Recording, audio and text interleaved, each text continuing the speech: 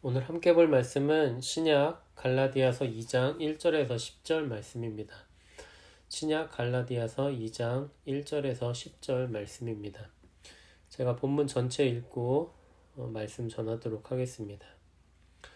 14년 후에 내가 바나바와 함께 디도를 데리고 다시 예루살렘에 올라갔나니 계시를 따라 올라가 내가 이방 가운데서 전파하는 복음을 그들에게 제시하되 유력한 자들에게 사사로이 한 것은 내가 다름질하는 것이나 다름질한 것이 헛되지 않게 하려 함이라. 그러나 나와 함께 있는 헬라인 디도까지도 억지로 할례를 받게 하지 아니하였으니 이는 가만히 들어온 거짓 형제들 때문이라. 그들이 가만히 들어온 것은 그리스도 예수 안에서 우리가 가진 자유를 엿보고 우리를 종으로 삼고자 함이로되 그들에게 우리가 한시도 복종하지 아니하였으니 이는 복음의 진리가 항상 너희 가운데 있게 하려 함이라. 유력하다는 이들 중에 본래 어떤 이들이든지 내게 상관이 없으며 하나님은 사람을 외모로 취하지 아니하시나니 저 유력한 이들은 내게 의무를 더하여 준 것이 없고 도리어 그들은 내가 무할례자에게 복음 전함을 맡은 것이 베드로가 할례자에게 맡음과 같은 것을 보았고 베드로에게 역사하사 그를 할례자의 사도로 삼으신 이가 또한 내게 역사하사 나를 이방인의 사도로 삼으셨느니라. 또 기둥같이 여기는 야고보와 게바와 요한도 내게 주신 은혜를 알므로 나와 바나바에게 친교의 악수를 하였으니 우리는 이방인에게로 그들은 할례자에게로 가게 하려 함이라. 다만 우리에게 가난한 자들을 기억하도록 부탁하였으니 이것은 나도 본래부터 힘써 행하여 왔노라. 아멘. 사도 바울은 이미 갈라디아서 1장에서 자신이 하나님께서 임명한 사도 중 한 명임을 밝히기 위한 글을 썼습니다. 하지만 그는 소위 사도권을 증명하는 작업을 오늘 본문 2장에서도 이어갑니다. 왜냐하면 그의 사도권은 그가 갈라디아 교회의 성도들에게 하려는 요청에 권위를 제공하기 때문이었습니다. 사도라 함은 예수님으로부터 복음을 전파하라는 명령을 받은 사람을 가리켰고 사도가 한 말은 곧바로 하나님의 말씀이었습니다. 그리고 복음이 아닌 것에 휘둘려서 참된 복음의 자유를 잃어버린 갈라디아 교인들에게는 그 거짓 복음에서 돌아서라는 하나님의 권위가 담긴 명령이 필요했고요. 그렇기 때문에 바울은 거짓 복음에서 돌아서라는 말을 하기에 앞서 자신이 하는 말이 진짜 복음이며 하나님의 말씀임을 확실하게 말해주기 위해 자신의 사도권을 증명하려고 했던 것입니다. 그는 새롭게 그리스도를 믿게 된 성도들이 너무나 쉽게 거짓 복음에 속아 죄의 노예로 또다시 돌아가는 모습에 충격을 받았던 것 같습니다. 오늘 본문에서 바울은 이런 상황을 참아가며 자신에 대한 갈라디아 교인들의 의심은 유대주의자들이 심어준 것이라는 사실을 입증하고 있습니다. 바울이 사도가 아니라고 말한 유대주의자들은 구약 성경에 대한 지식은 많이 갖고 있었지만 사실 하나님으로부터 어떤 권위도 받지 못한 사람들이었습니다.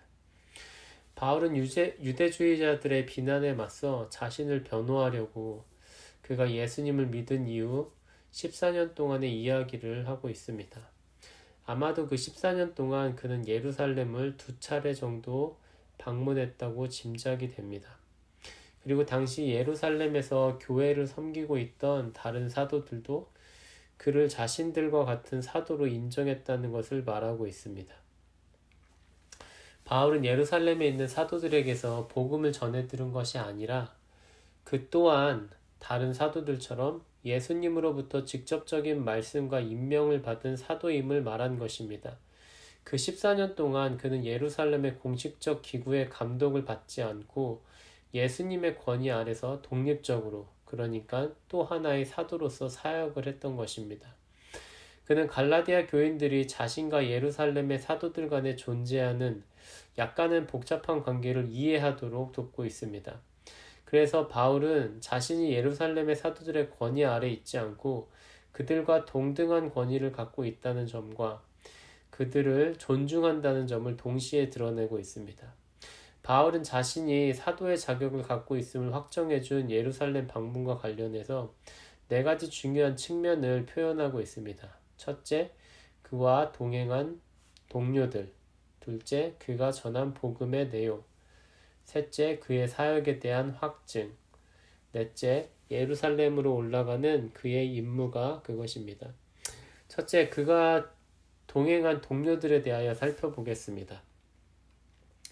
바울은 예루살렘의 그리스도인들이 인정하던 지도자 바나바의 인도를 받고 그의 사역의 산 증거인 디도를 동반해서 예루살렘을 방문했습니다.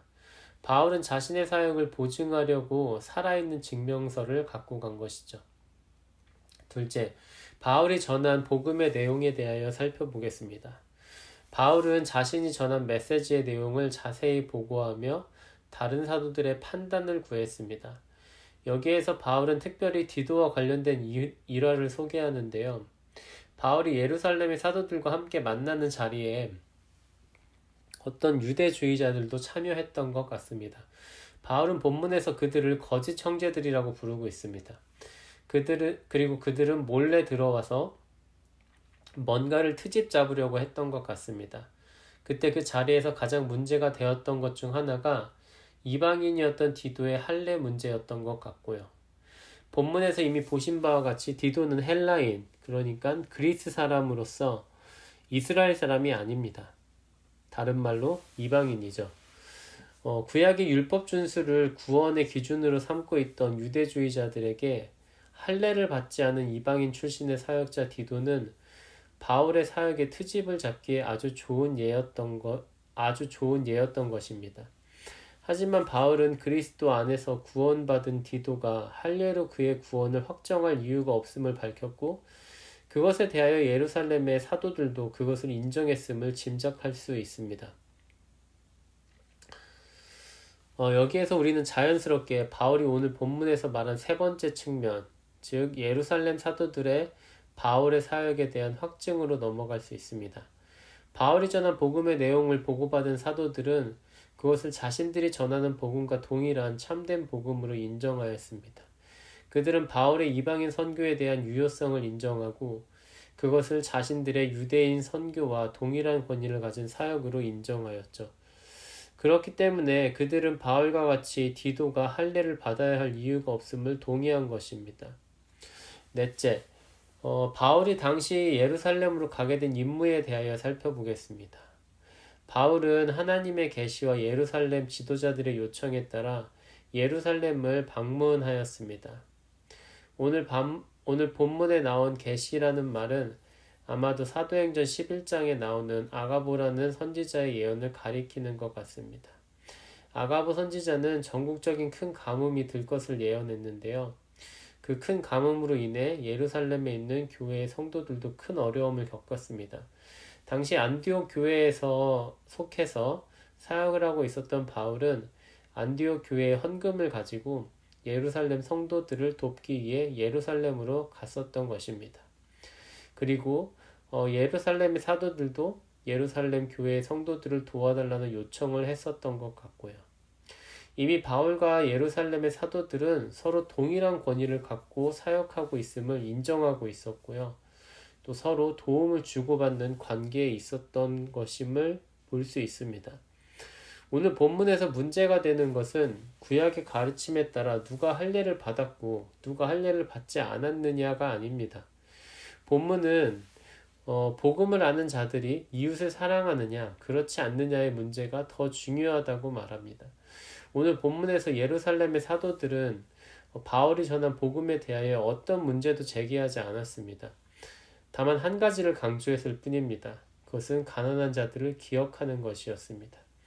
이웃이 가난으로 힘들어하고 있다면 이웃을 사랑해야 하는 사람으로서 그를 당연히 도와야 할 것입니다. 우리가 예수님께서 전해주신 복음을 제대로 믿고 있는지 알 수 있는 정확한 기준은 우리 안에 사랑이 얼마나 있느냐에 있습니다. 오늘 우리에게 어제보다 더 많은 이웃을 위한 사랑이 있기를 기도합니다. 함께 기도하겠습니다. 거룩하고 자비하신 하나님 아버지, 우리가 다른 사람보다 좀 더 영적으로 권위가 있어 보이려고 성경의 몇 가지 특정한 명령을 문자적으로 지키는 일에 집착하지 않도록 인도해 주옵소서. 또 몇 가지 특정한 명령을 문자적으로 지킨 것으로 나의 신앙을 판단하는 자만에 빠지지 않도록 인도해 주옵소서. 우리가 예수님을 믿는 사람으로서 정말로 우리 안에 예수님처럼 이웃을 내 몸과 같이 사랑하는 마음이 있는지를 돌아보며 겸손하게 사랑의 능력을 달라고 기도하는 우리가 될 수 있도록 인도해 주옵소서. 어제보다 더 많은 사랑으로 이웃을 대하는 우리가 될 수 있도록 인도해 주옵소서. 예수님의 이름으로 기도합니다. 아멘. 하늘에 계신 우리 아버지여, 이름이 거룩히 여김을 받으시오며 나라의 임하옵시며 뜻이 하늘에서 이루어진 것 같이 땅에서도 이루어지이다. 오늘날 우리에게 일용할 양식을 주옵시고 우리가 우리에게 죄 지은 자를 사하여 준 것 같이 우리의 죄를 사하여 주옵시고 우리를 시험에 들게 하지 마옵시고 다만 악에서 구하옵소서. 대개 나라와 권세와 영광이 아버지께 영원히 있사옵나이다. 아멘.